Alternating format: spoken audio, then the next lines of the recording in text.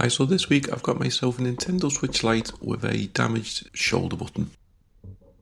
So as you can see, I opened up this switch and the shoulder button has all come apart. So what I'm going to do is, there's no point trying to be gentle taking it off, we can be quite rough. So apply a little bit of flux and then I'll come in with my soldering iron with a big tip on the end, and I'm just going to basically push in all the solder points and also push away on the button itself. The aim is to try and melt the plastic and push it away, but we need just to be careful that we don't go too heavy-handed and damage any traces.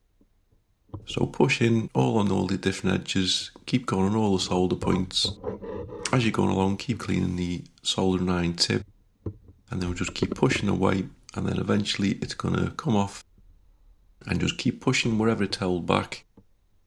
And at some point the solder points will all melt and it will come away.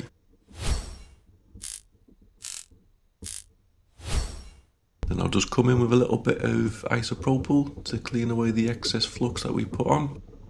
And I'll come in with some fresh flux onto these solder pads, and then we'll come in with our solder wick and we're going to remove all of the excess solder, all of the old solder, so we can come in with some fresh solder in a minute.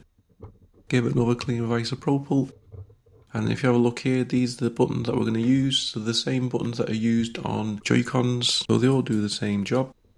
So we just need to line up the new one, pop it into place. So what I found is the best is to try and have some kind of putty behind it. So this is something as simple as plasticine.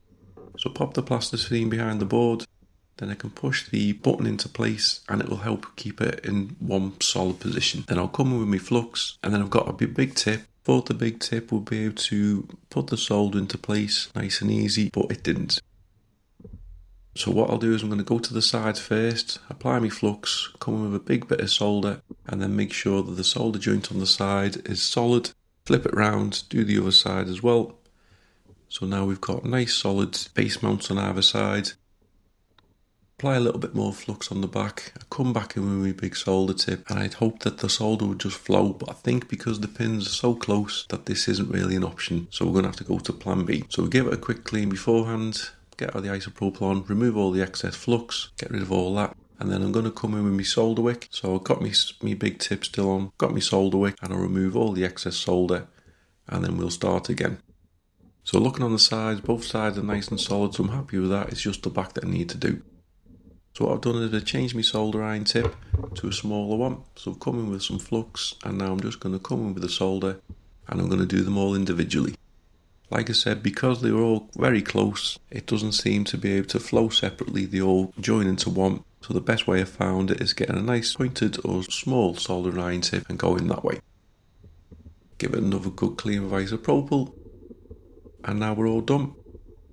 As you can see, we'll give it a little blow away with some canned air, make sure that the button works perfect, and it's a nice easy job to replace the shoulder button on Nintendo Switch Lite. Thanks very much for watching, please like, comment and subscribe.